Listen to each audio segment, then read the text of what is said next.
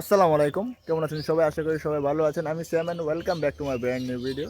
Guys, আজকে আমি আসছি আমার বাগিনার খেতে। এখানে বিভিন্ন ধরনের শাকসবজি চাষ করা হচ্ছে, যার মধ্যে আছে টমেটো।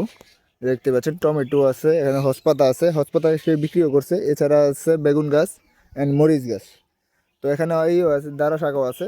অ্যান্ড দারা শাকের জন্য পাহারা দেওয়ার জন্য একটা কাকতারুয়া আছে। যদি দেখাই আমি কাকতারুয়াটাকে ভালো করে, দেখতে পাচ্ছেন কাকতারুয়া। এই কাকতারুয়া দেওয়ার কারণ হচ্ছে এখানকার যে দারা শাকগুলো আছে এর পাতাগুলো সব পাকিয়ে খেয়ে ফেলে। এর জন্য কাকতারুয়া লাগাইছে। অ্যান্ড কাকতারুয়ার মাথাটা এভাবে ঘুরে, দেখতে পাচ্ছেন কীভাবে ঘুরতেছে।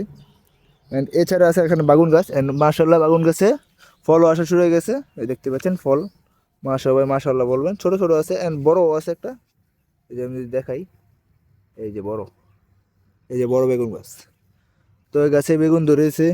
এছাড়াও এখানেও আছে একটা ছোট্ট বেগুন গাছে বড় বেগুন ধরছে মাশাল্লাহ, কিন্তু বেগুনটা একটু পোকে খেয়ে ফেলছে। যদি দেখাই, বেগুনটাকে পোকে খেয়ে ফেলছে। এছাড়া আছে টমেটো গাছ। টমেটো গাছ এগুলো সিজনের শেষে লাগানো হয়েছে, এই জন্য মাত্র ফুল আসা শুরু হয়ে গেছে, মাত্র ফুল আসতেছে। এই দেখতে পাচ্ছেন ফুল। এছাড়া মরিচ গাছ আছে, মরিচ গাছও ফুল আসতেছে, দেখতে পাচ্ছেন। মরিচ গাছগুলো লাগানো হয়েছে, এগুলো সব মনে হয় বোম্বাই মরিচ, যেগুলো কামরাঙ্গা মরিচ নামে চিনে অনেকে। তো এছাড়া আছে এখানে মিষ্টি কুমড়া আছে। এ হচ্ছে মিষ্টি কুমড়া গাছ। মিষ্টি কুমড়া গাছ মানে কিছুদিন আগে লাগাইছে, এই জন্য এখনো ফুল আসে নাই, মাত্র বড় হইতেছে। এছাড়া আছে এখানে পাইনালাও। এই যে দেখেন পাইনালাও ধরেছে মাশাল্লাহ, পাইনালাও ধরতেছে, ফুল থেকে ফল ধরতেছে। এই যে পাইনালাও ফুল, দেখতেই পাচ্ছেন। অ্যান্ড এছাড়া আছে এখানে বাগুন গাছ।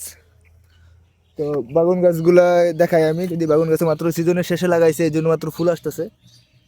এই দেখতে পাচ্ছেন ফুল। এখানেও মোটামুটি অনেকগুলো বেগুন গাছই লাগাইছে, সবগুলোই বড় বড় হয়ে গেছে।